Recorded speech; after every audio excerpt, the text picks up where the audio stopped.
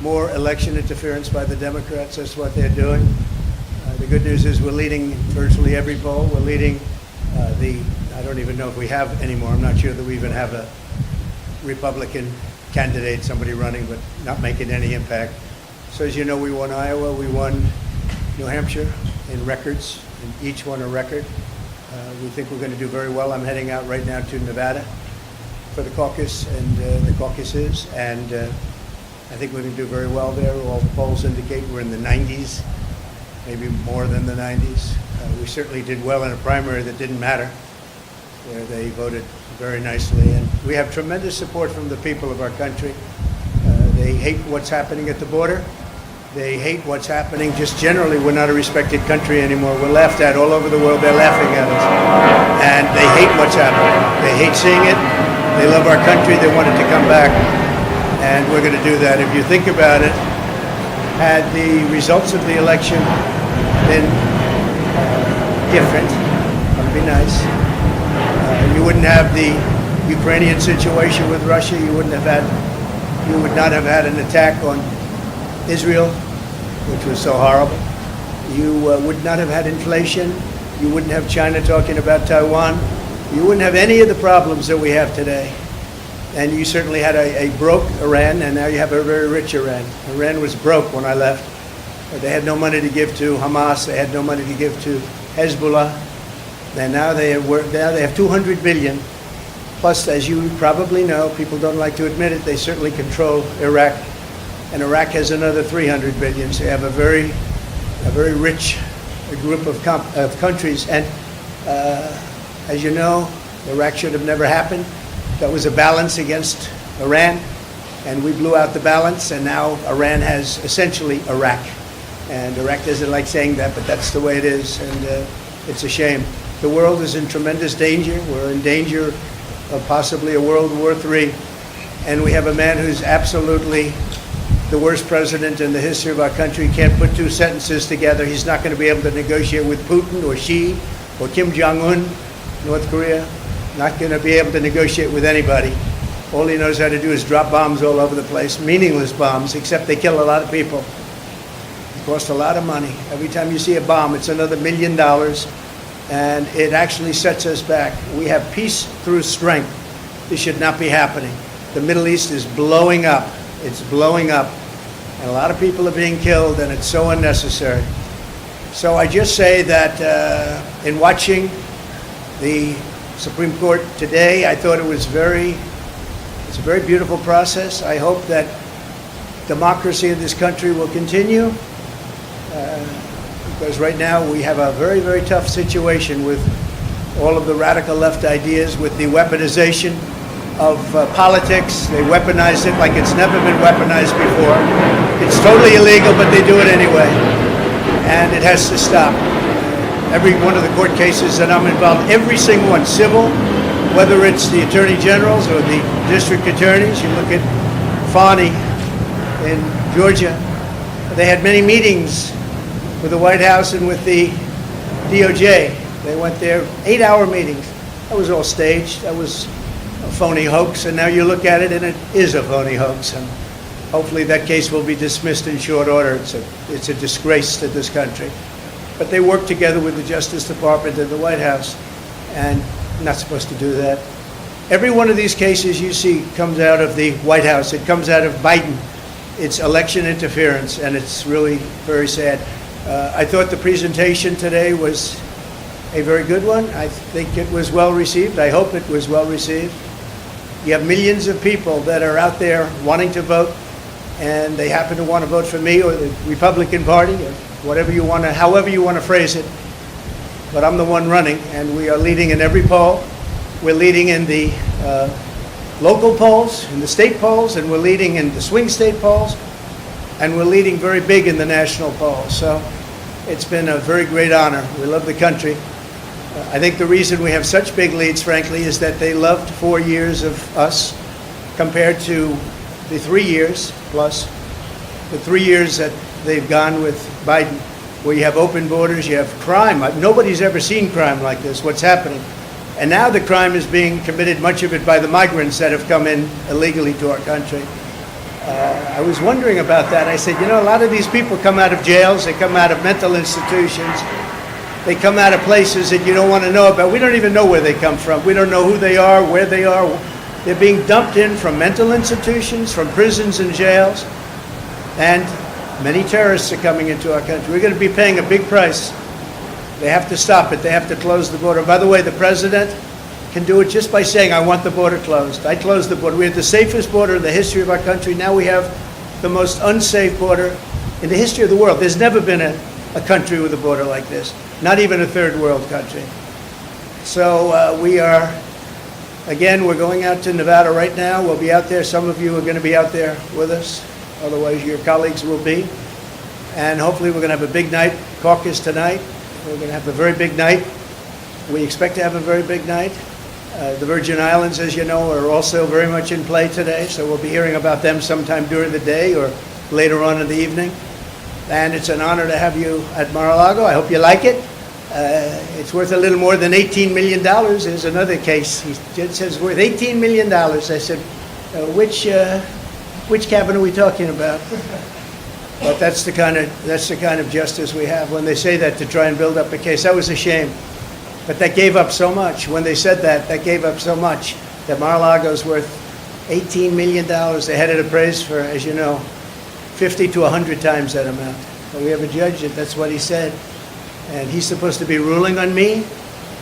But who knows? Maybe he'll be fair. I doubt it, but maybe he'll be fair.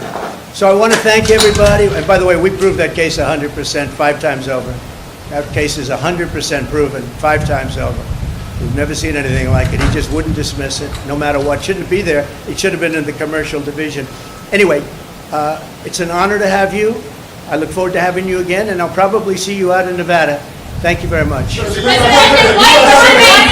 U.S. Supreme Court is said to be broadly skeptical in early reporting about the effort to try and kick you off the ballot. Having said that, though, speak to the argument, legal and otherwise, that your detractors have made leading up to the day. And it's an argument that was given voice by Mitch McConnell, the Senate Republican leader, not long ago. All right, I got the gist. There's no question I got the gist. President Trump is practically and morally responsible for provoking the events of the day. He doesn't say that anymore. So let me just tell you that I heard and I watched. And the one thing I'll say is they kept saying about what I said right after the insurrection. Because I think it was an insurrection caused by Nancy Pelosi. This was an insurrection, if it was an insurrection, which there were no guns, there were no anything except for the fact that they shot Ashley Babbitt. Somebody from the police force shot Ashley Babbitt. So unnecessary, so sad, so horrible. But there were no guns, there were no anything. But if you take a look at my words, right after, you take a look at my speech from the Rose Garden, which was very shortly after, or you take a look at I'm only on Truth now, but at that time we were tweeting and I was on Twitter.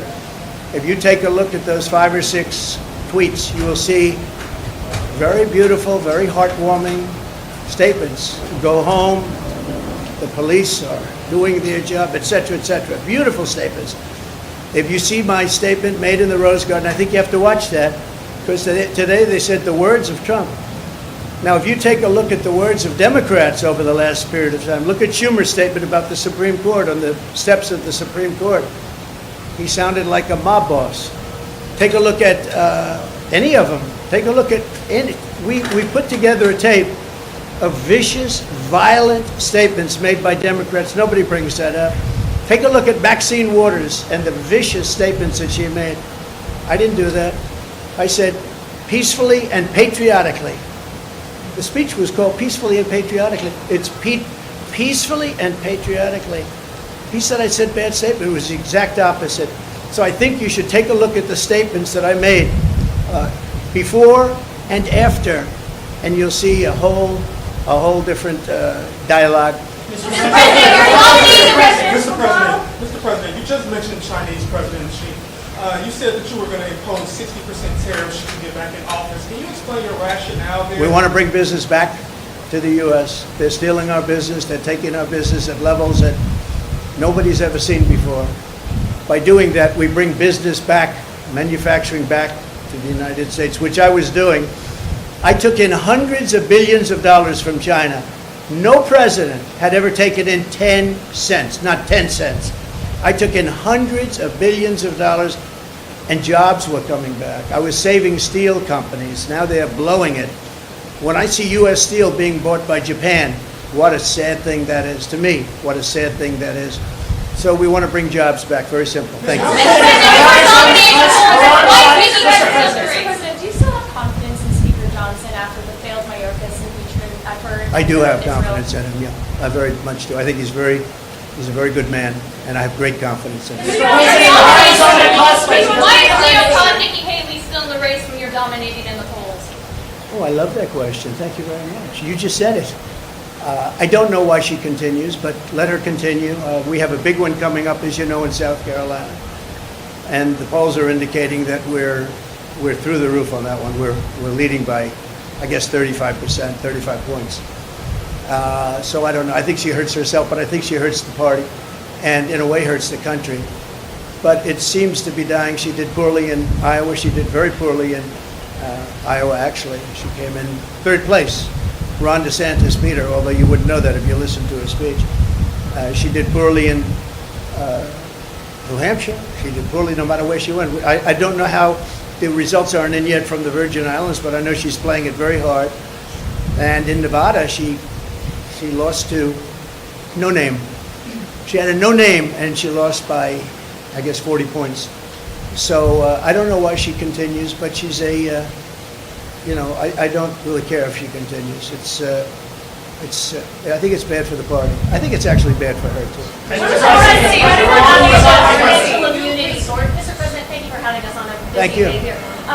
Given the battles over presidential immunity, I'm looking to sure all presidents and vice presidents will be immune from any legal consequences for any action they take during their term.